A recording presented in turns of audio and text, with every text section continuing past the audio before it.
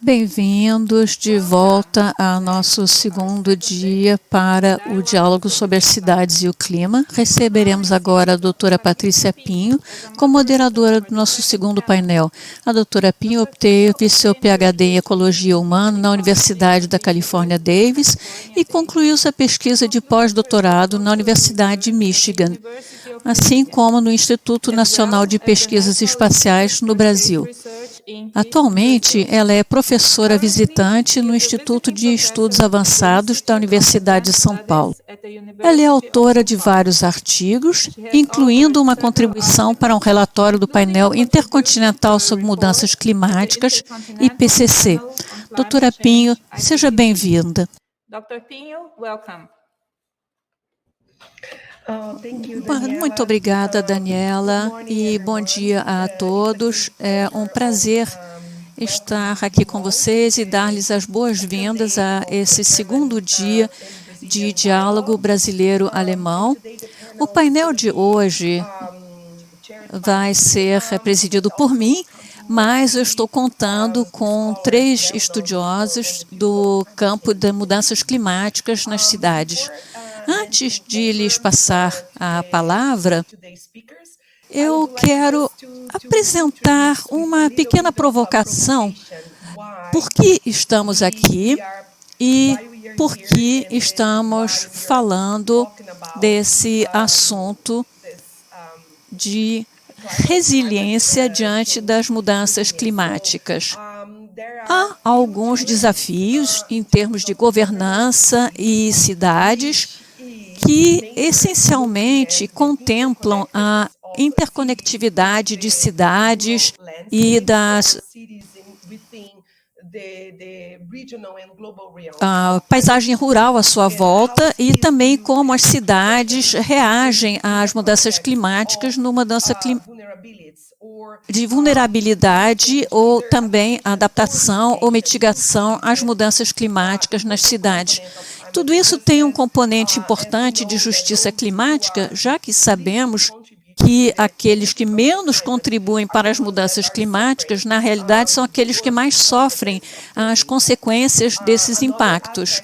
Outro aspecto que eu quero salientar e que os nossos palestrantes vão tratar é mostrar os aspectos diferentes do aquecimento mundial e do aumento da temperatura em diferentes partes do mundo. Nós sabemos que esse aumento de 1,5 graus, que se espera alcançar por volta de 2030 a 2050, será muito mais sentido no sul global e principalmente nos centros urbanos de tamanho médio ou pequeno. Então, quais são as respostas que podemos tentar promover aqui? Quais são os desafios e também as oportunidades que podemos ver em termos de governança nesses esquemas todos que serão apresentados hoje? Então, eu quero, em primeiro lugar, passar a palavra para a professora Leila da Costa Ferreira. Leila é professora Universidade Estadual de Campinas. Ela tem um doutorado em Sociologia da Universidade de Campinas também e tem experiência em Sociologia e experiência em trabalhar sobre o assunto de mudanças climáticas e sustentabilidade de um ponto de vista interdisciplinar e levantando os aspectos teóricos e práticos. Ela tem sido instrumental em apoiar a agenda diante das mudanças climáticas e a adaptação a essas mudanças climáticas do ponto de vista humano. Eu passo agora a palavra à professora Leila para a sua apresentação. Muito obrigada, Leila. Muito obrigada, Patrícia. Estou muito feliz por estar aqui e estar entre tantos amigos. Eu vou pedir, então, para compartilhar meus slides.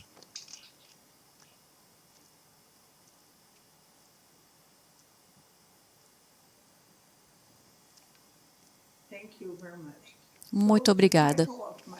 O título de minha apresentação é a governança multinível diante do desafio da mudança climática no Brasil. Próximo, por favor.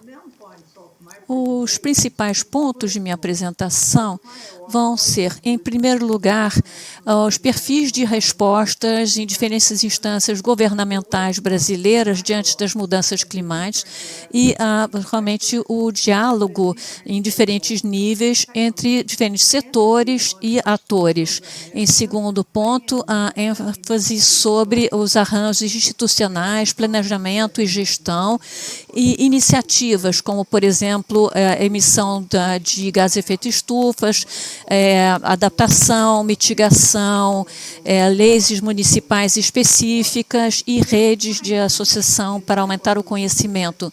E, finalmente, o diálogo entre os diferentes e pelos diferentes grupos sociais com potencial para expandir as fronteiras do conhecimento.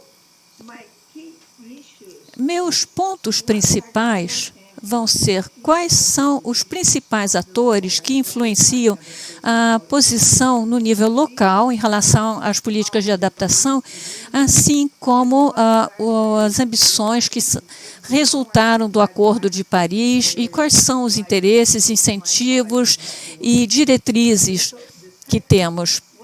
O segundo ponto quais são os fatores domésticos e internacionais que afetam as posições entre os atores e quais são as principais forças motrizes para aumentar essas ambições nacionais? E, em terceiro lugar, quais são as capacidades das cidades no Brasil para tomar decisões estratégicas e coordenar ou mobilizar as ações de outros atores, como já disse Arlindo Felipe, de acordo com as ambições nacionais assinadas em Paris.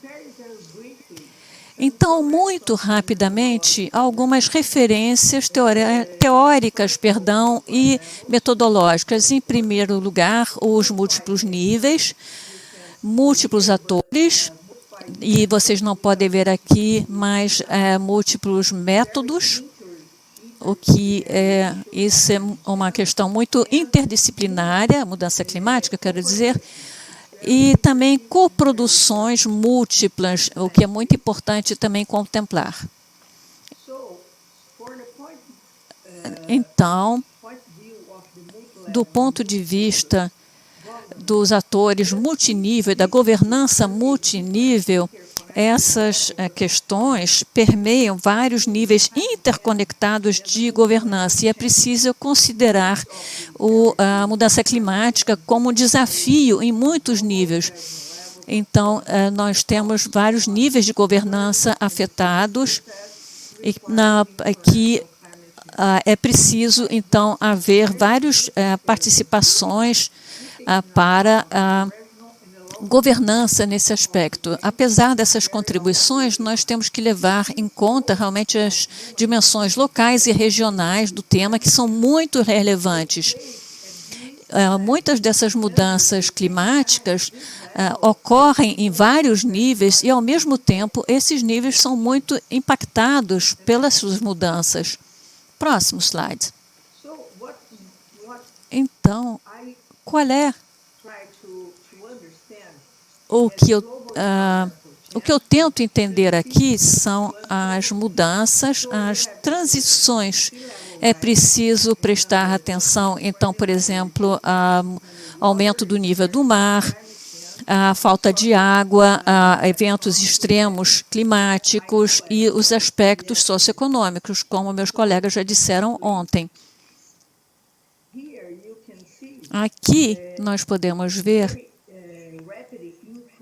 rapidamente o aumento muito rápido do nível do mar de 1993 a 2019. É um período muito curto, como vocês podem ver.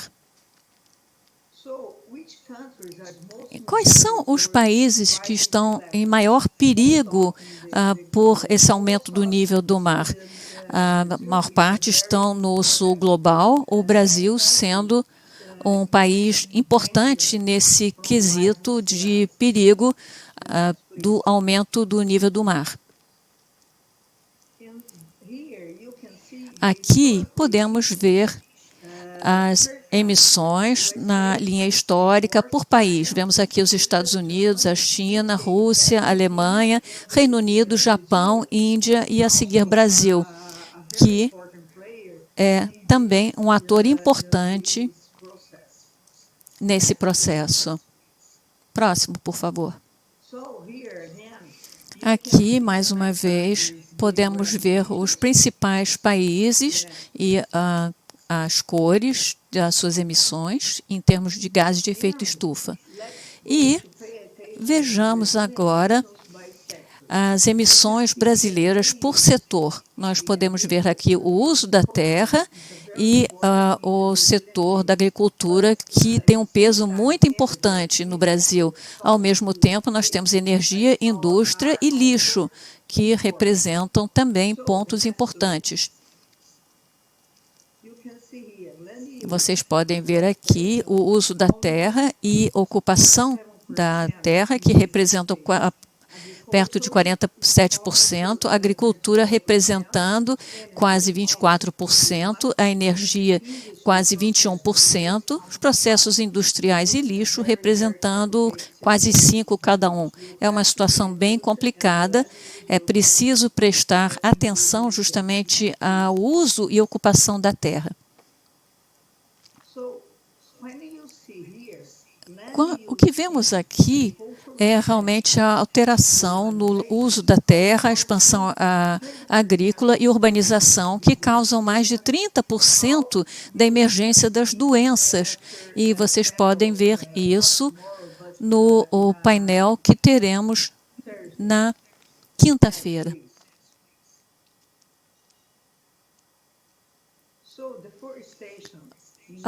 O desmatamento, hoje em dia, é um dos nossos principais problemas. Vocês podem ver aqui nos próximos slides a taxa de desmatamento da Amazônia legal e como aumentou rapidamente desde 2016 até 2019.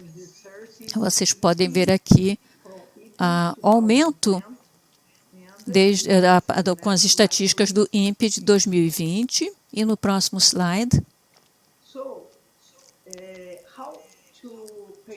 como, então, podemos salientar as dimensões locais da mudança climática? Em primeiro lugar, 54% da população mundial vive em centros urbanos.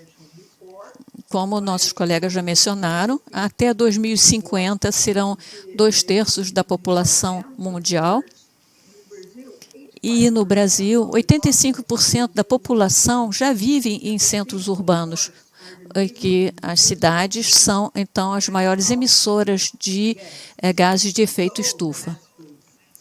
Próximo slide, por favor. Nas políticas de clima brasileiras, nós podemos ver que iniciativas isoladas estão presentes no contexto nacional.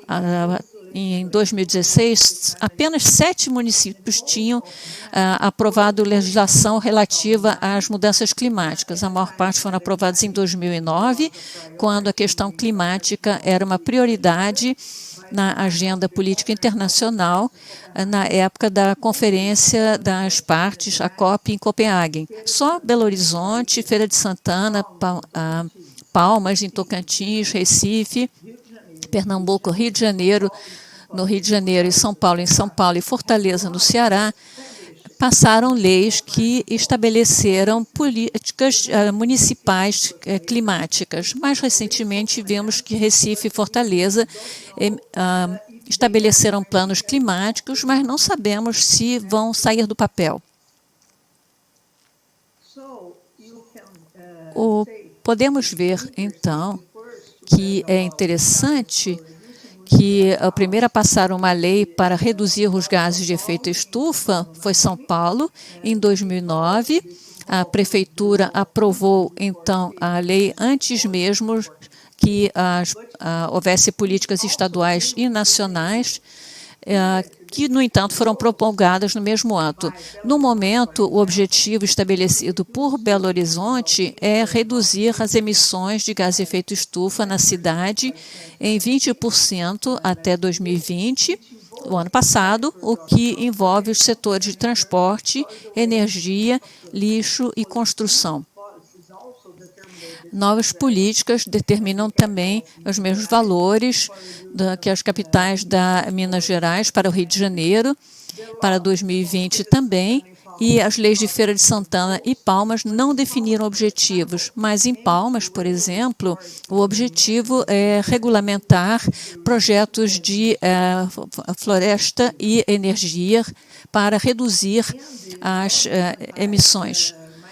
E, como disse meu colega anteriormente, no Brasil, em 2017, a Frente Nacional de Prefeitos e os governos locais, ICLEI, assinaram o Acordo Mundial dos Prefeitos para Clima e Energia, um acordo que leva a uma grande colaboração entre cidades no mundo todo. Mais de 70 cidades brasileiras são parte dessa iniciativa, tentando criar conexões entre municípios para aumentar o financiamento e também aumentar as ações locais para lutar contra as mudanças climáticas e promover a renovação energética. E é também considerado que é a maior aliança mundial entre cidades e governos locais para reduzir as mudanças climáticas. Podemos ver na FAPESP, no nosso grupo, que é uma mobilização muito interessante essa que ocorre. Passemos ao outro nível, que é o nível estadual, e nesse slide vocês podem ver aqui os estados brasileiros que aprovaram, então, políticas relativas à mudança climática, e é interessante ver que nós temos alguns estados que o fizeram, mas devemos lembrar, contudo, que isso está só na lei. Não sabemos o que ocorre na prática realmente nesses estados. Agora, podemos mudar de nível novamente para analisar a resposta brasileira às mudanças climáticas. E, do meu ponto de vista, nós temos 4 fases de ações ligadas realmente às políticas brasileiras. A primeira fase é de 92 a 2002, e aqui, desde 1994, nós temos o programa nacional, em 94, e em 2000 tivemos o Fórum sobre Mudanças Climáticas, que foi muito interessante, porque realmente os governos, a sociedade, o setor privado e institutos de pesquisa participaram, e um ator muito interessante nessa fase foi o Observatório Climático, que é uma rede da sociedade civil, e muitos cientistas participaram desse processo, como, por exemplo, INPE, USP e vários outros institutos científicos. A segunda fase cobre de 2003 a 2008. É muito interessante ver que nós temos primeiros inventários de gases de efeito estufa em 2004, enquanto ao mesmo tempo temos também o Plano Nacional para a Mudança Climática e também a Rede de Pesquisa Nacional Brasileira sobre Mudança Climática, em 2007. E na terceira fase, que é o próximo slide, por favor, vocês podem ver, então, o estabelecimento da política climática em 2009 até 2012. Aqui temos, então, a implementação da política climática em 2009, ao mesmo tempo temos o painel brasileiro sobre mudança climática no mesmo ano, e em 2010 temos o segundo inventário dos gases de efeito estufa, que é importante para entender o que ocorre no caso brasileiro e, ao mesmo tempo, temos também o primeiro relatório de avaliação da situação brasileira. Na quarta fase, nós temos, então, a implementação da política climática de 2013 a 2017, na Amazônia Legal, no Cerrado, nós temos o plano de baixo carbono, o plano energético de 10 anos e outros. Infelizmente, a partir de 2018 até agora, começou uma nova fase caracterizada pela negação das mudanças climáticas pelo governo federal brasileiro. O clima se tornou menos uma prioridade no cenário político, significando que novos arranjos são necessários para focalizar nessa questão. Por outro lado, se no início de 2010 houve um incentivo para a sociedade civil, o Brasil hoje está passando por uma volta atrás nesse quesito em relação às políticas públicas no nível federal. Contudo, universidades e institutos de pesquisa fazem mais pesquisas agora em relação às mudanças climáticas, como é possível ver no programa da FAPESP sobre a mudança climática, que foi fundado em 2011. E próximo slide. O que eu quero apresentar aqui são elementos que devem ser trazidos às discussões, como as cidades brasileiras estão reagindo à mobilização internacional em relação à mitigação diante das mudanças climáticas e medidas adaptatórias em centros urbanos, apesar do que está ocorrendo em nível nacional. Há algumas publicações, se vocês tiverem interesse, e, finalmente, meus contatos, meu e-mail aqui, se vocês quiserem entrar em contato. E muito obrigada por sua atenção. Muito obrigada. Até logo, Patrícia. Muito obrigada, professora Leila Ferreira, por sua apresentação, falando, então, dos múltiplos atores e parcerias e levantando realmente a experiência do Sul Global e do Brasil e sua experiência. Eu passo agora a palavra à professora Anita Engels. É um imenso prazer dar-lhe as boas-vindas aqui. Anita é professora de Sociologia com especialização em Organização e Sociedade Ambiental da Universidade de Hamburgo, na Alemanha. Ela é também co-presidente do Cluster de Excelência CLIX, que trata de clima, mudanças climáticas e sociedade. Também é membro da diretoria de um consórcio alemão sobre o clima e também co-diretora de um laboratório de projetos sobre políticas climáticas, que é ligado ao Instituto de Astronomia, Geofísica e Ciências Atmosféricas da Universidade de São Paulo. Bem-vinda, Anita, e nós estamos realmente esperando muito a sua apresentação. Bom dia a todos, Patrícia, muito feliz em conhecê-lo, professora Leila, professor Roberto. É maravilhoso encontrá-los aqui. Eu estou tentando compartilhar a minha tela. Um minutinho, por favor.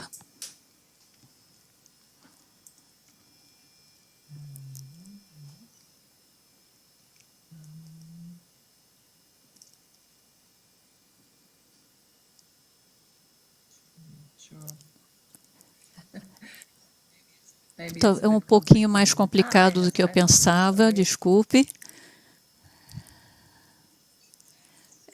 Pronto, agora acho que vai funcionar. Agora está em modo de apresentação, vocês podem ver tudo direitinho. Sim. Talvez possa colocar em modo de apresentação. Se não funcionar, talvez seja mais fácil se alguém compartilhar os slides para mim. Tiago, pode fazer isso. Podemos, então, visualizar melhor assim os slides. Eu passei para o modo de projeção, mas não deu certo. Está perfeito. Agora vamos começar. Muito obrigada. A minha ideia, então, era contribuir com algumas ideias e pensamentos sobre esse debate para que possamos discutir depois.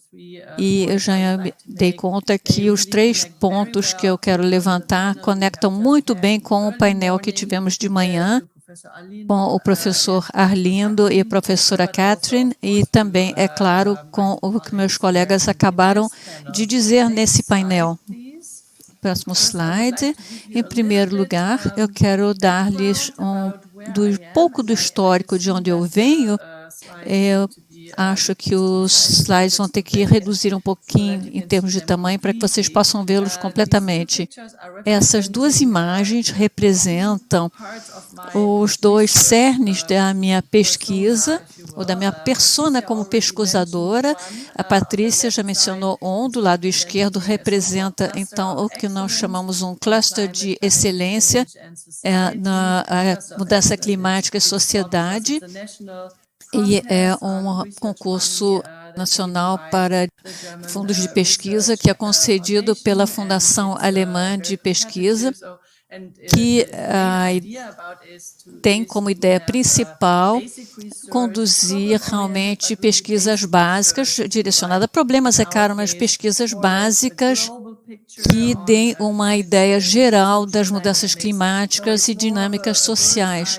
Então, uma visão mais ampla das dinâmicas sociais e como isso influencia as emissões e as mudanças climáticas. E do outro lado, nós vemos aqui do lado direito a imagem que mostra, então, um processo transformativo transdisciplinar de como uma parte da cidade de Hamburgo, no distrito de Lokstedt, pode desenvolver ideias e estratégias para ligar a proteção contra as mudanças climáticas com outras questões que são importantes para os cidadãos. Então, isso está sempre passando de um lado a outro, andando entre 2 diferentes mundos de pesquisa, e eu acho isso muito enriquecedor, porque o projeto do lado direito, em Lokstedt, em Hamburgo, me mostra muito e me ensina o respeito pelo que as administrações locais estão tentando fazer no que diz respeito às mudanças climáticas. E eu sei como é difícil realmente, no nível local, fazer as coisas mudarem. E isso me torna muito humilde. E você não vê isso se você vê as coisas de um ponto de vista muito global, muito mundial. Os 2 projetos têm conexões com o Brasil, com São Paulo. Portanto, estou muito feliz de poder falar aqui neste diálogo. E nós temos no Cluster de Excelência, trabalhamos como um grupo da USP, fazendo entrevistas com empresas brasileiras para entender realmente as estratégias das empresas a longo prazo em relação às mudanças climáticas. E em Lokstedt nós temos o nosso projeto local, em que colaboramos também com São Paulo, e eu vou voltar para esse exemplo depois. Próximo slide, por favor. Muito obrigada. Eu estou muito feliz que as pessoas do público já tenham levantado essas questões. Como podemos nos assegurar de que nas cidades os governos mudem as prioridades e que haja uma perspectiva justamente que permita uma implementação a longo prazo de infraestruturas, e como podemos lidar com o problema de que inerentemente não seja possível evitar que haja sempre uma sociedade pluralística em que interesses em concorrência lutam, digamos, entre si.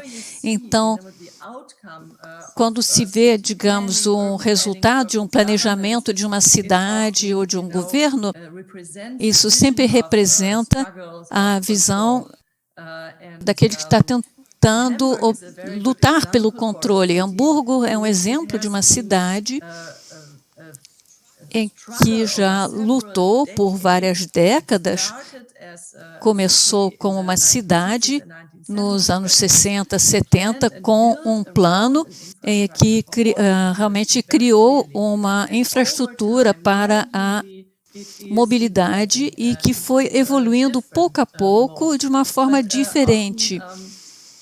Mas muitas vezes os planejadores querem dizer, nós queremos ser Copenhague. Copenhague é uma cidade que realmente foi construída para as bicicletas e a mobilidade por bicicleta é muito mais saudável, melhor para as pessoas. Mas como chegar nisso? O problema é que Copenhague é muito menor do que Hamburgo. Então, não podemos realmente comparar um lugar com outro. É por isso, então, que eu levantei essa imagem justamente para esse diálogo, porque é o plano para Paris no ano que vem. Paris é um exemplo fascinante de cidade europeia vibrante, em que esse processo mostra uma transformação importante que se iniciou há alguns anos. Hidalgo foi eleita como prefeita em 2014 e foi reeleita no ano passado, e ela quer realmente transformar a cidade neste sentido. Então, há maneiras de fazer as coisas, mas é sempre preciso ter uma luta política, é preciso organizar as maiorias e se assegurar de que estão lá por períodos mais longos, porque reconstruir e reorientar a infraestrutura leva muito tempo. Muito obrigado. Próximo slide, por favor. Muito obrigada. Então, Paris é um excelente exemplo em que se pode ver a influência da prefeitura, que está realmente procurando mudanças e realmente apoiando de cima para baixo essas transformações.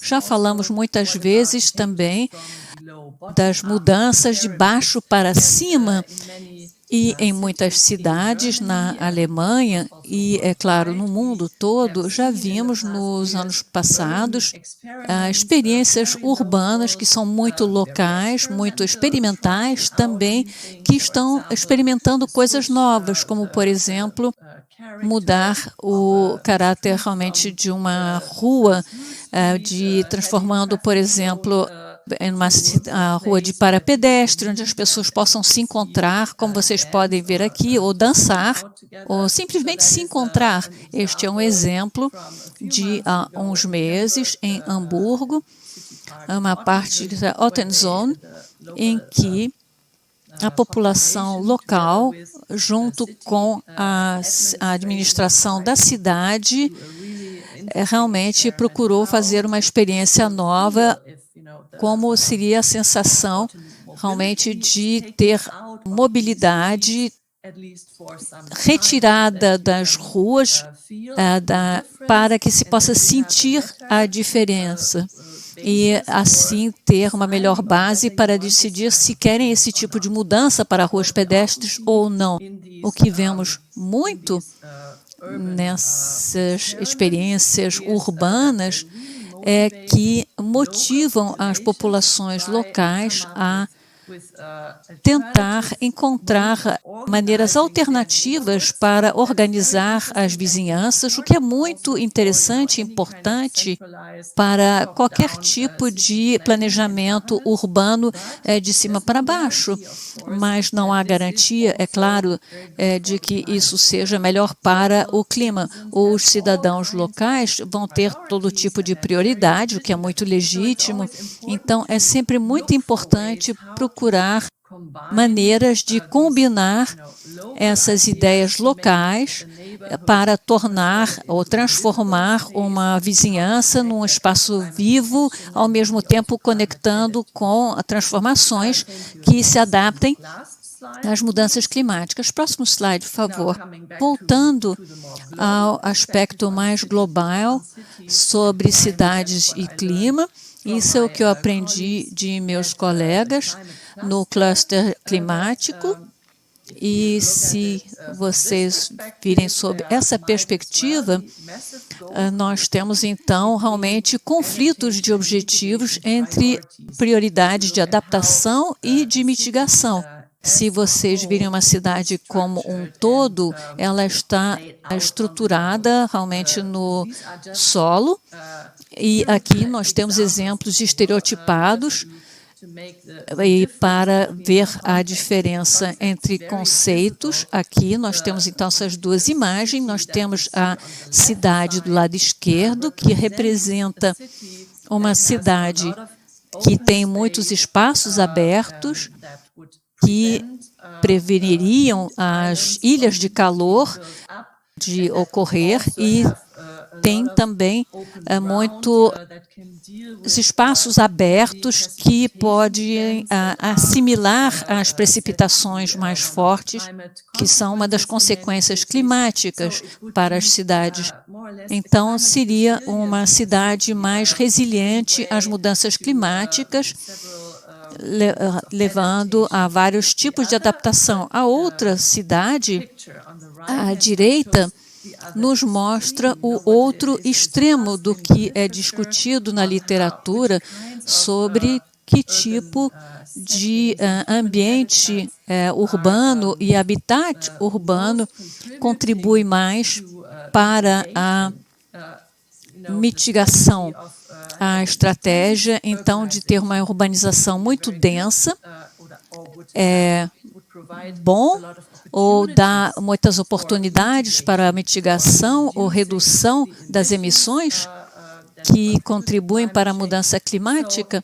Então, no final das contas, você tem visões muito conflitantes de como as cidades devem ser no futuro em relação às mudanças climáticas, o que me leva de volta ao primeiro ponto, que é sempre processos políticos que vão contar, e é importante ter um ambiente com processos políticos robustos, em que uma visão a longo prazo possa ser construída para que não mude a cada 4 ou 5 anos, próximo, ou na próxima legislação, e também ter sistemas em que esse apoio de cima para baixo centralizado para o desenvolvimento da cidade realmente esteja conectado a esse interesse, essa participação local, vibrante, dinâmica, em que surgem ideias e em que a sociedade civil pode apoiar as transformações.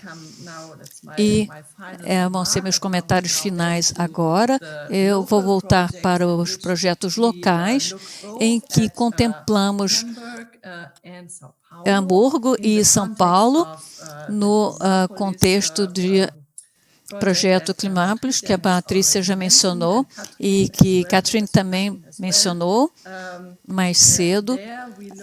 Nesse projeto, fazemos uma comparação das cidades de Hamburgo e São Paulo e como usam a informação climática, os serviços climáticos nas cidades para fazer o seu planejamento, e vemos também o nível bem local. É muito difícil, evidentemente, fazer esse tipo de comparação, porque os tamanhos são muito diferentes, mas nós reunimos as experiências no projeto o de Lokstedt, por exemplo, em Hamburgo, e também na Paulista, também é um distrito em São Paulo, e nos dois locais temos esses espaços pequenos urbanos em que as experiências são conduzidas com representantes da administração municipal, e isso é muito interessante, é um ambiente muito interessante em que a ciência e as políticas se reúnem sistematicamente para trocar ideias, e eu estou muito feliz por estar aqui para poder compartilhar essas ideias com vocês a respeito disso. Muito obrigada. Muito obrigada por respeitar o tempo que lhe foi dado. Foi excelente ouvi-lo e foi muito importante levantar essa questão da diferença entre as cidades, o norte global, o sul global. Eu acho que realmente podemos criar uma fertilização cruzada entre essas duas cidades em diferentes níveis de governança. Portanto, muito obrigada por sua palestra. Eu convido agora o Dr. Roberto Guimarães para fazer a sua apresentação. Ele tem um PhD em Ciências Políticas pela Universidade de Connecticut. Ele também é pesquisador sênior das dimensões ecológicas e sociais sobre a rede de qualidade de Berkeley. E ele também é um fellow do Institute for Advanced Studies de Berlim, na Alemanha, assim como professor visitante do programa de Ciências Ambientais da Universidade de Munique. Roberto, a palavra é sua. Muito obrigado. É um prazer estar neste simpósio e uma grande honra compartilhar esse painel com você, Anita, e contigo, Leila. Este slide serve apenas para resumir, para quem estiver acompanhando o debate, o que nós estamos discutindo. Eu acredito que, de certa forma, a pandemia da Covid reflete a mesma resposta dos estados à mudança climática, apelando a interesses econômicos individualistas, como nós vimos no caso da Covid, a discussão entre os lockdowns e a liberação dos lockdowns, o desmantelamento do sistema público de saúde, nós vemos isso no Brasil, o desmantelamento também das leis ambientais que poderiam lidar com a mudança climática e também não o falecimento, mas a fragilidade do multilateralismo, a corrida destrutiva dos países industrializados para comprar vacinas, a remoção do sigilo de documentos do governo americano, mostrando que eles tentam influenciar o Brasil a não comprar a Sputnik por causa da influência maligna da União Soviética na América Latina e daí por diante. Como eu não tenho muito tempo, eu me concentrarei em dois aspectos. A primazia dos direitos coletivos no estabelecimento de renda universal básica. Mas eu não posso seguir em frente sem mencionar algum desconforto com o debate atual na governança. Porque eu acho que, como acontece com o desenvolvimento sustentável e a sustentabilidade, houve um tipo de domesticação da governança, ao ponto em que significa tantas coisas que não significa nada. Então, eu posso dar um exemplo para vocês. Se pensarmos cuidadosamente, vemos que não há falta de vontade política para lidar com a mudança climática. Mas, na verdade, onde nós deveríamos nos concentrar é na identificação dos atores que agrupam sua vontade política justamente para bloquear ou obstruir a ação eficaz no que diz respeito à mudança climática. Isso significa, por exemplo, fortalecer as penalidades no que diz respeito à aplicabilidade de leis ambientais. Indicar internacionalmente significa adicionar o que nós normalmente dizemos de adicionar mais garra a esses acordos internacionais, como o WTO, cadeias de suprimentos certificadas e daí por diante. Eu acho que existe um pouco de confusão que nós devemos esclarecer quando nós discutimos governança. Bom, deixa eu falar rapidamente sobre o que eu acho que é o maior desafio para a mudança climática e para os governos que operam na mudança climática, que é restaurar a primazia do coletivo, dos direitos coletivos sobre direitos individuais, que incluem direitos difusos de gerações que ainda não nasceram. Nesse contexto, há um mês atrás eu escrevi um artigo imaginando um cenário pós-pandemia Covid. Eu sugeri que existem pelo menos 2 cenários opostos. Um deles é o cenário distópico, que parece que permanecerá o mesmo, com as pessoas em isolamento doméstico, desprovidos de sociabilidade e desprovidos, na verdade, com empregos precários e sem uma rede de segurança, ou o nascimento de uma sociedade ambientalista, social, ética e sustentável. E é precisamente por isso que o título da minha apresentação é A Mona Lisa Sorrindo Novamente, porque o segundo cenário eu chamo de Mona Lisa, prestando um tributo aqui a Leonardo da Vinci, porque se alguém quiser eu posso trazer isso para o debate, mas existe muita discussão dizendo que o enigma atual por detrás do sorriso da Mona Lisa, que o Da Vinci capturou, é a empatia. Eu acho que um cenário esperançoso para o cenário pós-Covid é um cenário de empatia. Nesse sentido, e falando sobre a restauração de direitos coletivos, precisamos discutir a ciência, porque ela apresenta desafios importantes para a governança quando nós colocamos a ciência à frente do debate. Em primeiro lugar, eu resumiria o que foi discutido e qual é a discussão atual na academia. Em primeiro lugar, a ciência tende a favorecer soluções tecnocráticas, como Plato e filósofos, que é complicado. Em segundo lugar, a ciência não é monolítica. Para quem segue o processo do IPCC, vocês sabem que existem grandes lutas de poder dentro dela. E, em terceiro lugar, algumas propostas de governança baseadas na ciência não têm consideração da política envolvida no processo. Muitos esperam que todos os resultados de pesquisa, por seu valor intrínseco para o bem comum, não exija mais do que o poder de revelações científicas para que isso possa ser transferido para a ação. E isso não poderia estar mais distante da verdade. Eu me preocupo com o tempo que nós temos aqui, então não vou mencionar um grande cientista político de 100 anos atrás que desbancou essa ideia ou essa crença errônea de que a ciência é suficiente para mudar a política.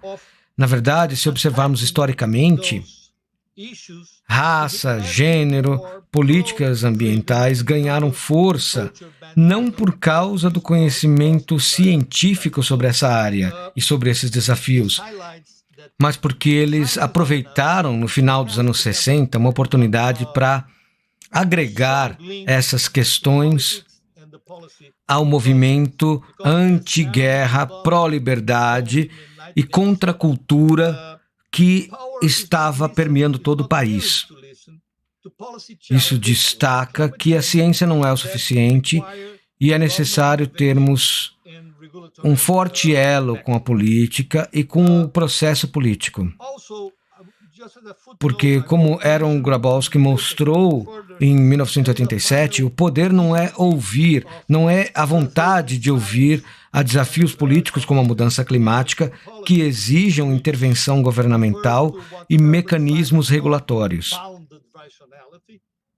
Adicionalmente, apenas como uma nota, eu não vou mencionar isso no debate, existe uma dificuldade final de traduzir a ciência e o conhecimento científico na política, que se refere ao que o Herbert Simon chamava de racionalidade atada, a nossa capacidade limitada de lidar com a grande complexidade dos problemas. Então, nós escolhemos uma área neste grande debate.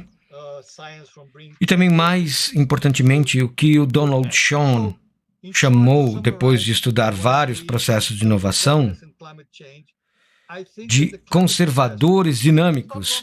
E eu deixarei isso como uma pergunta misteriosa, se alguém quiser perguntar como o conservadorismo dinâmico funciona. Mas isso inviabiliza que a ciência seja traduzida em ação. Então, para resumir, o que eu acredito em termos de governança e mudança climática, eu acho que a catástrofe climática não é mais uma questão de pensar fora da caixinha. Eu acho que é mais uma questão de jogar fora a caixa. Por exemplo, substituir a proposta de governança que apenas proteja uma minoridade privilegiada por instituições governamentais e processos que explicitamente incluam os marginalizados e excluam a maioria. Eu adoraria ouvir em um simpósio um dia, com todos nós acadêmicos, para que nós pudéssemos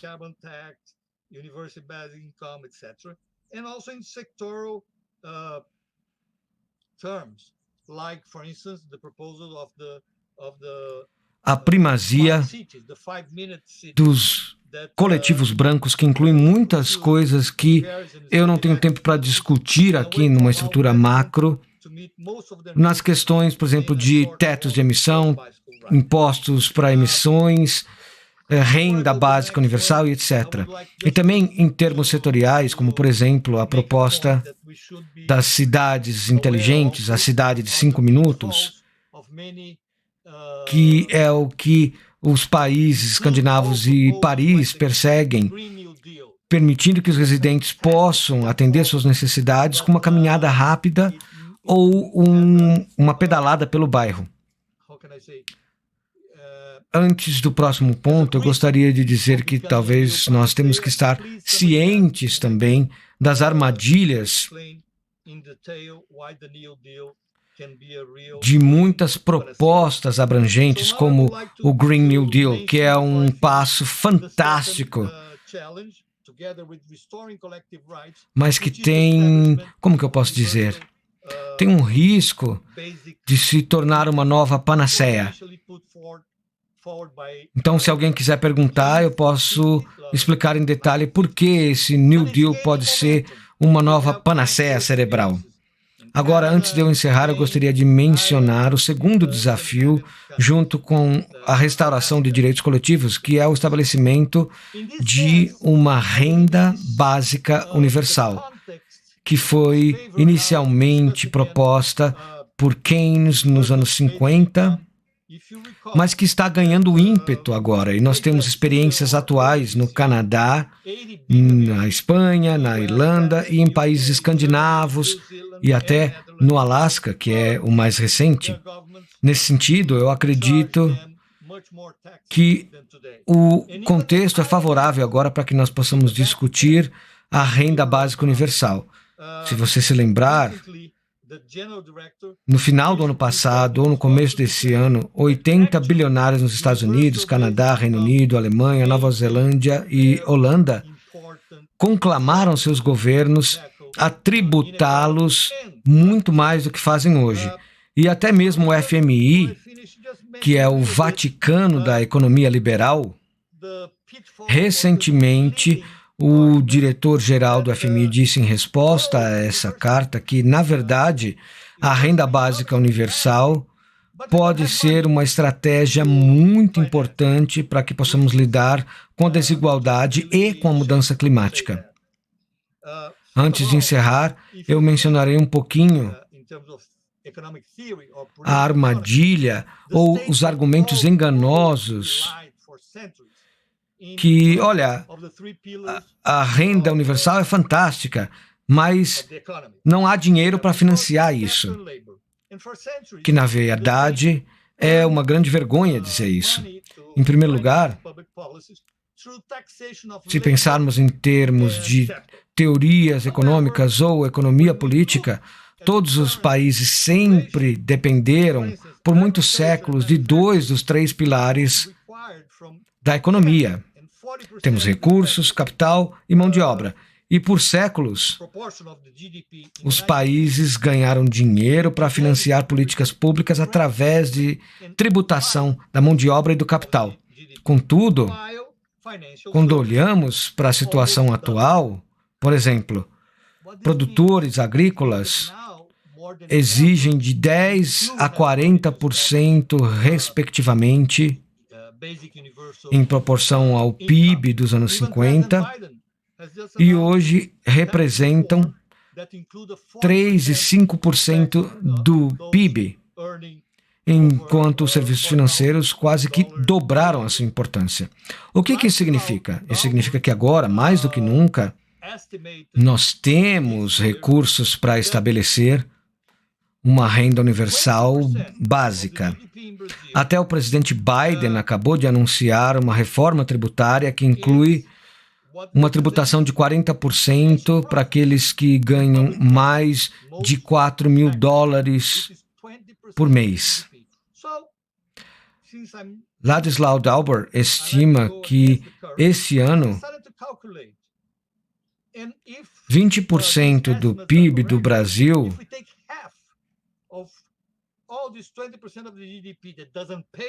representará lucros financeiros e títulos públicos, quase sem tributação. Isso é 20% no nosso PIB. Então, eu gostaria de navegar contra a corrente. Eu decidi calcular. E se essas estimativas estiverem corretas, se nós pegarmos metade desse 20% do PIB brasileiro que não paga tributação, nós teríamos dinheiro suficiente para distribuir um salário mínimo para todo brasileiro. Vamos ver. Por 100 anos. Em outros estudos, indica-se também que se nós tributássemos 1% de toda a riqueza, como o Biden propõe, no Brasil, isso representaria 160 bilhões de dólares por ano. Ou metade de um salário mínimo, não por 100 anos, mas indefinidamente. Então, eu acho que é escandaloso que as pessoas ainda, por ideologia, acreditem que uma renda básica universal é fantástica, mas nós não conseguimos fazer isso porque não temos dinheiro. Sim, nós temos, se nós colocarmos o dinheiro no lugar certo. Então, agora, eu vou concluir dizendo que não existe uma saída da mudança climática, ou em outras palavras, de abordar a mudança climática se nós não abordarmos os processos de pobreza e desigualdades ambientais sociais. E eu vou lembrar duas coisas para vocês que não fui eu que inventei, mas são coisas que já foram ditas, embora aparentemente o poder em algumas partes da sociedade ainda não quer ouvir isso. Nas primeiras páginas do relatório nacional que foi apresentado na conferência do Rio 92, foi dito o seguinte: em situações de pobreza extrema, um indivíduo marginalizado da sociedade e da economia nacional não tem nenhum compromisso, qualquer que seja, de evitar a degradação ambiental se a sociedade não prevenir a sua própria degradação enquanto ser humano. E na Resolução 44228, também da Rio 92, dizia que a pobreza e a deterioração ambiental são muito interdependentes e exigem mudanças profundas na produção e padrões de consumo, particularmente em países industrializados. Antes da Patrícia ficar irritada comigo, eu vou terminar com uma única sentença aqui, seguindo o que Max Weber ensinava. Ele dizia que um homem não alcançaria o possível se eles não tivessem que lutar contra o impossível. Então, isso me faz fechar a minha apresentação com as palavras do ecologista australiano Charles Bird. Sim, nós não podemos prever o futuro, mas nós podemos inventá-lo. Muito obrigado. Caso ninguém tenha percebido, eu encerrei. Tá bom? Sim. Muito obrigada. Muito obrigada, Roberto. Foi excelente. Então, antes que passemos para as perguntas, eu gostaria de resumir o que nossos 3 palestrantes levantaram nessa sessão, os desafios ligados à governança entre vários atores, parcerias e diferentes fases de desenvolvimento. E também tenho alguns slides, por favor. Próximo slide.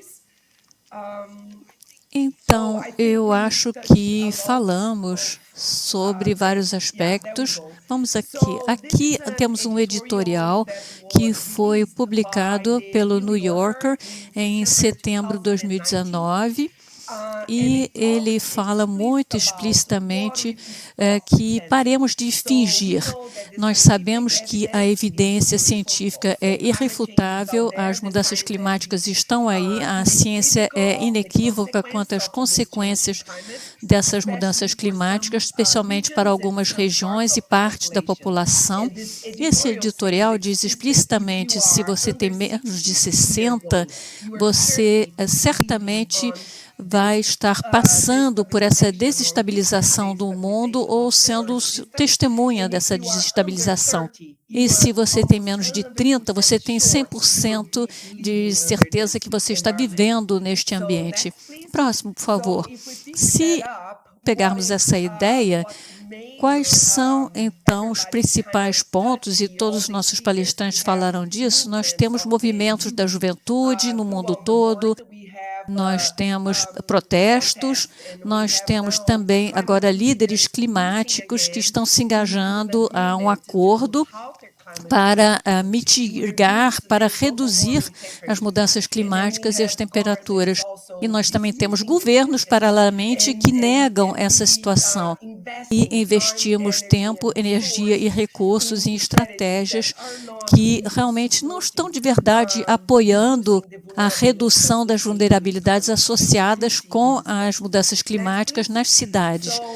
Então, nós sabemos muito bem, como o professor Roberto, a Anita e a professora Leila também já mostraram, os governos passam por desafios porque há poucos indivíduos que realmente são resilientes e estão protegidos, e há uma maioria de outros indivíduos que estão marginalizados, são excluídos e para quem os riscos são maiores e mais exacerbados pelas mudanças climáticas.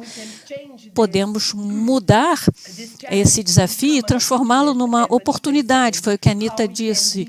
Podemos ter cidades que estão em transformação, que são inclusivas, transformadoras e que lidam com essas vulnerabilidades multidimensionais de que o professor Roberto também falou.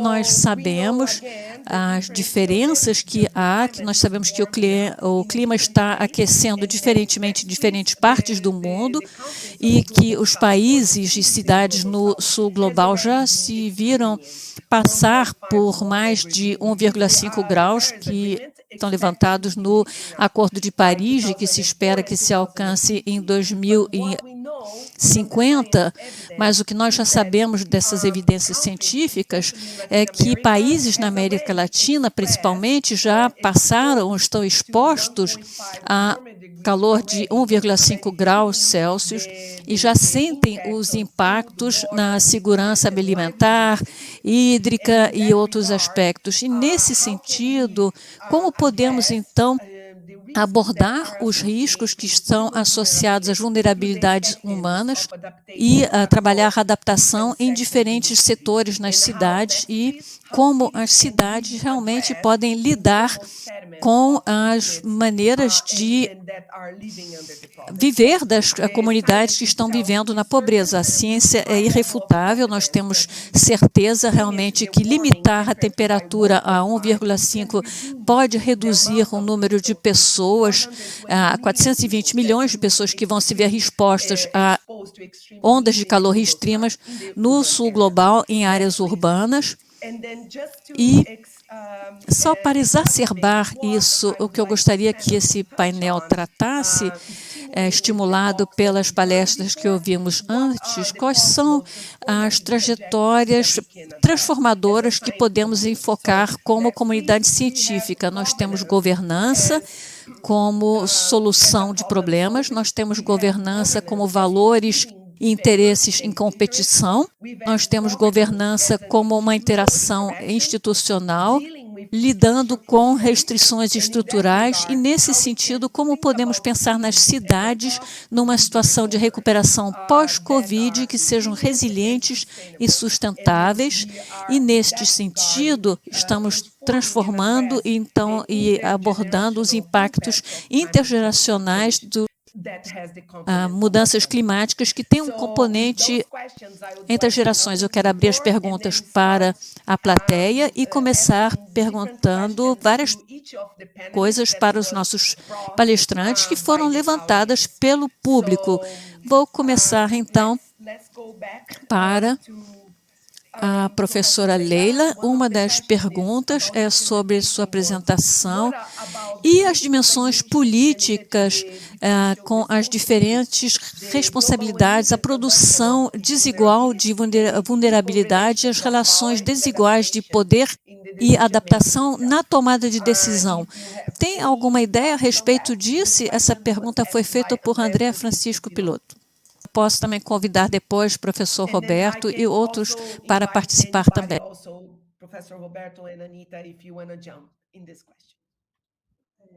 Obrigada, André. Roberto falou a respeito das desigualdades nas mudanças climáticas, o que é uma questão muito importante. Por outro lado, eu realmente quero levantar o novo livro de Beck, em que ele fala sobre como essas questões muito importantes da mudança climática começaram já a canalizar os esforços da sociedade civil e entidades civis para mudar a situação, incluindo a situação de desigualdade que vemos. O risco cresce no sul do planeta, no sul global, e eu estudei a China, estudei países africanos e países da América Latina, e assim por diante, e é possível ver nessa situação como as mudanças climáticas estão afetando as populações pobres nesses países.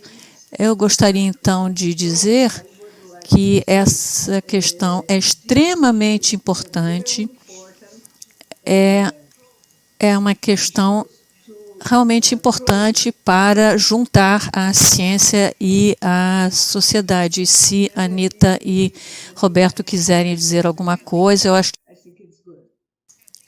Muito obrigada. Há muitas perguntas, então se vocês não quiserem responder essa especificamente, eu posso continuar e procurar perguntas mais específicas. Está tudo bem? Podemos então prosseguir? E teremos muitas perguntas do público. Eu agora vou fazer uma pergunta que foi dirigida à Anita, mas todos podem comentar.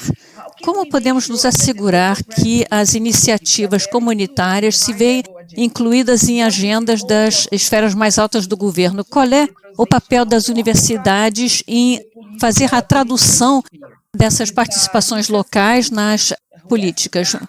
Sim, eu já vi essa pergunta entre os comentários. Muito obrigada pela pergunta. É uma excelente pergunta. Nós fizemos realmente experiências muito interessantes no nível local com as iniciativas comunitárias. Muitas vezes você tem essa constelação que é cheia de conflitos, em que sentido a cidade vai se desenvolver, grupos querendo coisas diferentes, aí você tem a administração municipal tentando fazer alguma coisa e os grupos de cidadãos realmente lutando contra contra isso, tentando mudar as coisas ou levar as coisas para uma direção diferente. Muitas vezes não é como um diálogo. O que a universidade pode tentar fazer é oferecer terrenos mais ou menos neutro para esses atores diferentes em conflito, para que eles possam trocar ideias e pontos de vista de uma maneira civilizada e abrir esses espaços e também acompanhar essas experiências urbanas com pesquisa, porque é claro, muito bacana fazer uma experiência, as pessoas ficam muito empolgadas com as possibilidades, mas depois não há seguimento e você não tem realmente uma ideia do que fazer para aumentar isso. Então, se uma universidade decidir trabalhar de perto com esses grupos todos, não só um grupo, só um lado, mas com todos, isso pode ser uma maneira muito boa de tentar contribuir. É claro que não há garantia de que vai funcionar. Algumas constelações políticas simplesmente são muito difíceis, tentam bloquear os processos decisórios e qualquer influência de parte dos grupos de cidadãos. Mas o que tentamos fazer, é o segundo exemplo, muitas vezes conversamos isso com grupos comunitários ou grupos jovens, principalmente aqueles do Finance for Future, por exemplo, que estão tentando procurar uma abordagem mais estratégica, não somente dizer este é o Acordo de Paris e os políticos têm que seguir e adotar e botar em prática esses objetivos, mas sim juntos desenvolver novas avenidas estratégicas, vendo o cerne das questões, criando alianças fortes, coisas assim, para ter mais poder ou, pelo menos, ter um entendimento melhor dos processos políticos complexos envolvidos, que não são só grupos frustrados o tempo inteiro. Então, são algumas ideias que eu tenho a respeito dessa pergunta. Muito obrigada. Muito obrigada. Então, realmente eu vou passar uma nova pergunta, dessa vez para... Seu microfone. Você está sem microfone, Patrícia. Eu lamento muito. Você provavelmente sabia que a minha resposta seria inútil e aí você falou, agora uma pergunta para o Roberto. Mudo? Mudo? Sim, Roberto, uma pergunta que, como eu disse, há muitas perguntas do público para todos vocês, mas eu escolhi uma que eu acho que vai ser ótimo se você puder responder. O que acha seriam os problemas práticos com o novo Green New Deal e como pode, então, identificar as ações deliberadas para bloquear as ações contra as mudanças climáticas? Como identificar, então, essas ações no nível local e se vê qualquer tipo de padrão associado com isso? É de André Vasconcelos. Desculpe, eu acho que eu perdi a segunda parte da pergunta. Qual seria o nível local? A primeira parte eu entendi. É para explicar, expandir, e ele pergunta como podemos identificar as ações deliberadas que querem mudar as ações contra as mudanças climáticas no nível local e se você vê qualquer padrão associado com isso. Ok. Bom, para a primeira parte, a melhor estratégia é a que eu uso desde 1975. Quando você não tem tempo, você coloca bastante mistério ali para que alguém faça uma pergunta e aí você pode falar por mais meia hora. Mas, bem resumidamente, o New Deal... Bom, em primeiro lugar, inovações não são questões ambientais, não é lei, não é uma questão social e não é neutro. Então, esse New Deal, a gente tem que observar de perto. E olhando de perto, como eu digo, ele é um bom direcionamento. Mas nos pequenos detalhes é que mora o perigo. Por exemplo, carros elétricos. Todo mundo diz, excelente, é melhor do que usar gasolina. Sim, mas hoje os carros elétricos precisam de baterias de lítio. E olha, tem uma questão geopolítica e ambiental muito importante aqui. Lembrem-se que uma medida de lítio exige 1 milhão de litros de água. E também não esqueçam que o Reino Unido reconheceu e o próprio Elon Musk não só reconheceu, mas também ficou se gabando de que ele apoiou o golpe na Bolívia por causa do lítio. É a maior reserva no mundo ali na Bolívia. Então ele disse, olha, acostumem-se com isso, eu vou para qualquer lugar e vou apoiar qualquer coisa para ter acesso a lítio. Então, isso deve nos fazer pensar se isso se aplica só para carros elétricos. Em segundo lugar, isso também envolve, e eu espero que eu possa falar apenas por meio segundo aqui, porque agora eu sou o presidente. Você falou várias coisas, Patrícia, com a melhor das intenções, mas tem um detalhe sobre mim que você não mencionou, que é o negócio mais recente que tem acontecido nos últimos 10 anos. Eu faço parte do painel diretivo da Initiative for Equality. Nós estamos presentes em 97 países exatamente para responder à pergunta que o André fez. Depois de coordenar a Conferência do Rio e estar nas Nações Unidas, eu disse, olha, para mim já deu de intelectuais e políticos, eu quero trabalhar com a mão na massa. Então, o que nós fazemos em 97 países?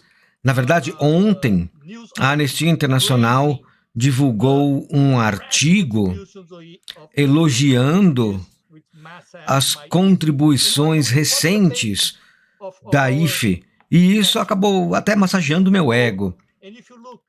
E qual é a base das nossas ações? Bem, se você examinar o Initiative for Equality, você vai poder ver detalhamento ali, porque nós já operamos há 10 anos.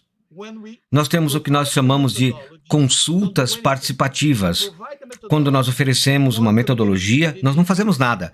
Nós fornecemos uma metodologia para que a comunidade, e nós fizemos isso em Bangladesh, em todos os lugares, para que as comunidades que não têm um nível muito alto de educação, que eles mapeiem a situação em termos de impacto climático e em termos de desigualdade e quais são os atores que causaram esse cenário e o que pode ser feito de maneira bem objetiva para mudar o cenário. Então eu acho que nós temos bastante espaço para fazer coisas ao nível local. Nós só precisamos de uma coisa, desculpe, eu vou ficar quieto pro resto da minha vida depois disso.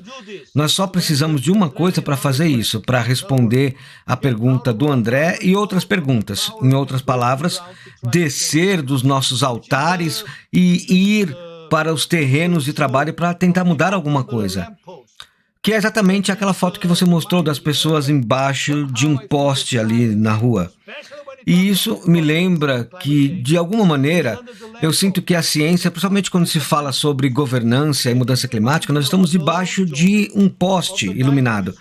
Mas que tipo de poste? E isso me lembra de uma velha piada de um cara que estava andando pela rua e ele vê um senhor idoso dando voltas ao redor de um poste.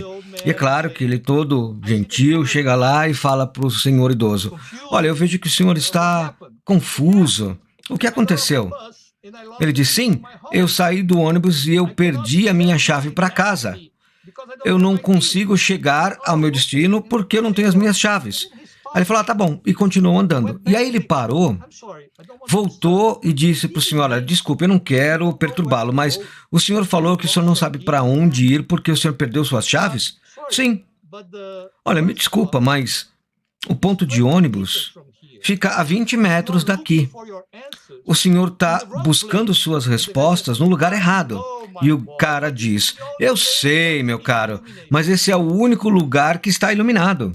Então, talvez nós devamos buscar outros postes iluminados ao invés de olhar só para as coisas que nós sabemos na nossa própria luz e sabedoria. Obrigado, me desculpe, mas eu falei demais. Não, estava perfeito. Muito obrigada. Professora Leila, Anita, desejam comentar? Ainda temos tempos para perguntas e ainda há tempo. Eu vou voltar então à professora Leila e há uma pergunta. Professora Leila, qual acha que é o papel do legado governamental depois de 2018, nesse período muito sólido desde então? Quais são as mudanças de ação que podemos ver ou as inações em relação ao meio ambiente nesse período? Foi uma pergunta de Nicole Kuhlman. E liguei isso a uma outra pergunta de qual é a sua percepção da implementação de políticas municipais e estatais em relação às mudanças climáticas, o que é uma pergunta bastante ampla e genérica, como estamos falando, então, de objetivos e de ações para os dois setores. Uma pergunta por Nicole Kuhlman e a outra por Marine Crispi. Muito obrigada. Muito obrigada pelas perguntas, excelentes perguntas. E quero dizer, por exemplo, que devemos mencionar Santos, que é um excelente exemplo e, como dizia Marengo no primeiro dia, Santos é uma cidade que é muito interessante conhecer melhor, saber a respeito dela, porque a cidade está numa situação muito ruim em relação ao nível do mar. Por outro lado, a cidade tem uma rede ambiental muito boa e também tem realmente movimentos ambientais excelentes, muito ativos e, ao mesmo tempo, também tem uma excelente universidade lá. Portanto, eles estão desenvolvendo um plano para a mudança climática muito bom naquela cidade. Eu acho, então, que é muito importante saber o que está ocorrendo em nível local, em diferentes países. E no Brasil, nós temos vários exemplos iguais aos de Santos, mas é preciso prestar atenção a esses exemplos locais, porque é muito importante saber o que está acontecendo na situação real. Muito obrigada. Então, a segunda pergunta que procurava levantar como vocês viam, então, as mudanças. Opa, eu já peguei essa pergunta, já foi respondida. Eu tenho também recebido a notícia que temos que separar-nos em 5 minutos, mais ou menos. Então, eu quero fazer uma última pergunta à Anita e depois a Roberto para encerrar. E depois iremos para a nossa rede de networking. Anita, uma das perguntas que foi feita por Eduardo Krug é sobre as cidades densas que podem ser um problema também ao armazenar calor e bloqueando o calor e prendendo o calor em áreas tropicais. E realmente o nosso convidado quer saber seus comentários. Que tipo de ações poderiam ser desenvolvidas neste contexto específico? E eu quero concluir com o Roberto.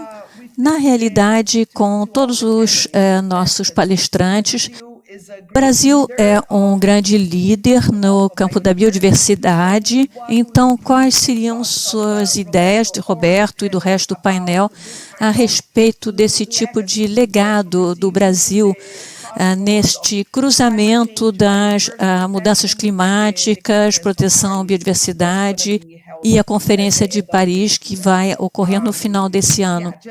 Então, só para concluir, então, Anita, como você vê todos esses aspectos das cidades tropicais como armazenadoras de calor e como Roberto e Leila veem a liderança do Brasil no contexto da proteção da biodiversidade e das mudanças climáticas. Muito obrigada, Patrícia, pela pergunta e Eduardo também. Sim, você tem toda a razão. Esse é um dos problemas. Se você vir as megacidades e urbanizações densas, vocês veem todos os problemas que são criados lá localmente por causa das mudanças climáticas, entre outros as ilhas de calor e há também o problema das precipitações muito pesadas, e nós vimos isso em São Paulo diversas vezes. Não há para onde escoar a água. Então, a densidade da cidade cria muitos problemas. Ao mesmo tempo, se você pensar em como queremos que as pessoas vivam para evitar os crescentes efeitos e emissões de gases de efeito estufa, a densificação é uma maneira boa de alcançar esse objetivo, porque quanto mais a cidade, o espaço urbano se espalha, mais há emissões de CO2 e dadas as infraestruturas que temos agora e tipos de vida, sempre vamos estar reproduzindo essa grande quantidade de emissões de CO2 e gases de efeito estufa. Então, o que eu quero dizer é que há objetivos concorrentes e o que os pesquisadores e as universidades podem fazer é tentar realmente dizer, esses são os objetivos concorrentes e conflitantes que nós temos e vamos tentar identificar algo que seja como um co-benefício, ter compromissos e então tornar esses compromissos disponíveis para as pessoas. Muito obrigada por sua atenção. A ideia era essa. Então, muito obrigada. Ok, Patrícia, eu tenho boas notícias para você. Se você der uma olhada no chat, você vai ver que o nosso chefe disse que nós podemos prosseguir aqui até às 11h55, então talvez podemos ter mais uma sessão de perguntas, se você quiser. Bom, em primeiro lugar, eu gostaria de defender, não de defender, mas de ajudar a minha cara amiga Leila. Quando você disse que ela respondeu em parte a pergunta sobre mudanças institucionais, eu acho que ela fez isso porque ela é muito generosa. Ela não queria fazer a plateia inteira aqui chorar aqui, se ela descrevesse a destruição institucional do Brasil na questão ambiental, social e até econômica. Bom, vou fechar aqui, rapidamente. Eu quero fazer 2 comentários. E depois a gente deixa para o outro simpósio. Mas antes de fazer isso, eu acho que a gente não vem para lugares como esse com impunidade. Infelizmente, eu só tenho 2 slides e eu esqueci de colocar o segundo slide. Eu acho que era o do meu e-mail. Então, qualquer pessoa que participe, que tiver perguntas ou que amanhã diga: olha, aquele cara estúpido ali falou algo. Talvez, olha, se vocês tiverem uma pergunta que não foi respondida hoje, fiquem à vontade de entrar em contato comigo. robertoguimarães.hotmail.com. Então, 2 comentários sobre o que você mencionou. Em primeiro lugar, uma coisa bastante pequena, mas que eu não consigo resistir. É uma coisa bem pequena que a gente pode fazer. Eu espero que o simpósio faça uma declaração, algo que seja legalmente vinculante. Vamos deixar de falar sobre a mudança climática. Nós não temos mudança climática. Nós temos uma pandemia climática, uma catástrofe climática. Você pode dizer, isso é para a gente tomar uma cerveja e discutir no boteco. Não, sério, vamos pensar sobre a diferença de atenção do mundo, da sociedade, dos estados, do governo, o que quer que seja.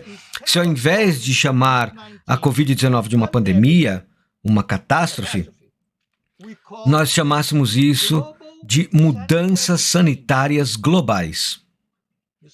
Entende? Então eu acho que é importante para nós começarmos a chamar as coisas como elas são. Não existe mudança climática. Mudança climática foi antes do antropoceno. Agora nós temos uma catástrofe climática. Então, o que eu quero trazer de provocação aqui para esse simpósio, para quem quer que seja que queira realizar um simpósio comigo no Skype ou em qualquer outro lugar, é sobre o papel do Brasil no futuro do meio ambiente. Eu seria até mais maluco ou mais audacioso ao dizer o que eu acho que é o papel do Brasil no desenvolvimento sustentável. E eu uso algo que o Kissinger disse uma vez numa entrevista. O Kissinger, você sabe quem ele é, né? Muito bem, ele disse numa entrevista sobre a vida dele.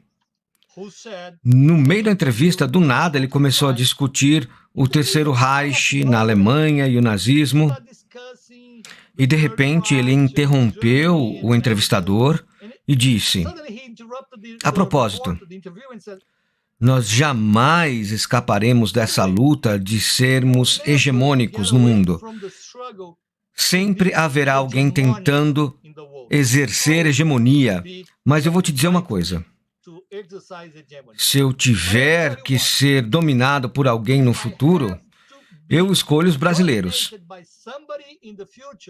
Isso me fez escrever um artigo que não foi publicado, porque eu não sou tão louco assim, eu ainda precisava do meu emprego antes de eu me aposentar da ONU, mas eu adoraria compartilhar esse artigo, onde eu tentei usar as várias dimensões culturais, políticas, etc., que eu acreditava que, se o desenvolvimento sustentável se tornasse uma realidade, o principal ator seria o Brasil. Uma sociedade que, em seu DNA, não tem conflito. A Argentina matou 10 mil pessoas na sua ditadura. O Chile, 7 mil. O Brasil, 300. É um país que, no seu DNA, tem a negociação. Esse é o pilar do desenvolvimento sustentável. Eu detesto carros, eu não tenho um carro, então você pode dizer, você é sustentável. Não. Eu leio muito. Só na pandemia, você pode ver aqui atrás, eu li 146 livros. Sabe quantas árvores foram cortadas para produzir esses livros? Então, se você quer sustentabilidade, eu não posso ser um ditador e dizer, você não pode usar carro, você não pode usar isso. Nós temos que negociar. Então, resumidamente, eu acredito que o Brasil, considerando a nossa atual situação, porque o meu sábio pai costumava dizer que algumas situações, politicamente, é como a tifo, ela vem e vai.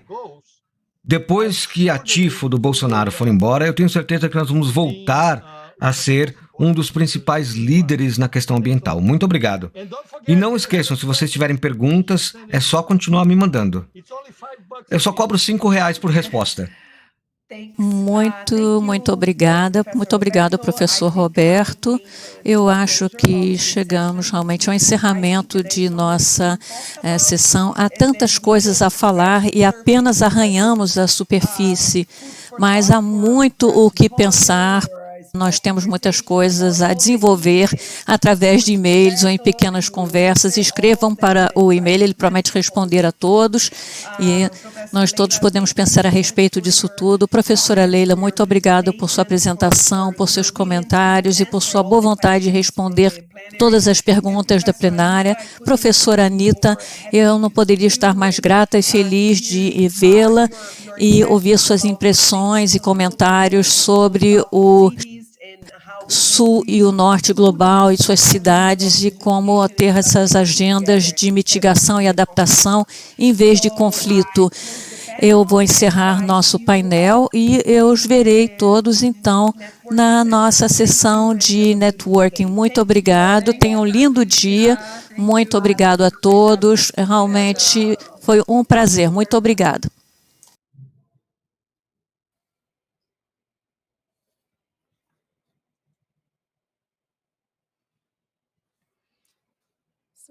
Muito obrigada a todos os nossos palestrantes.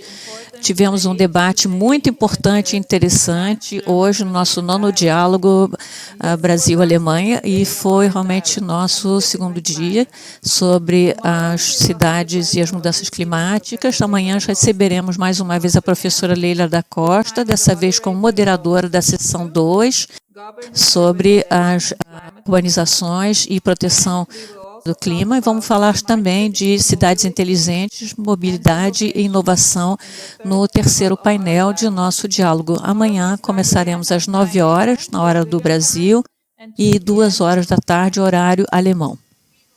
Nós esperamos que vocês tenham gostado dos debates, estejam gostando ainda, que nos encontremos amanhã.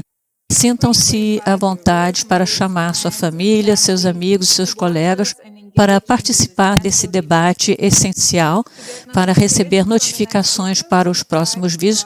Por favor, se inscrevam no nosso canal. Nós agora vamos iniciar nossa sessão de networking. Se vocês ainda não se registraram, por favor, podem se registrar para o nosso evento no DIRA São Paulo. Nós temos o link aqui abaixo para a página de registro e vocês podem encontrar esse link também na página do chat. A sessão de networking oferece oportunidades para estabelecer contatos com os participantes do diálogo e saber mais das conferências e eventos Brasil-Alemanha. Muito obrigada.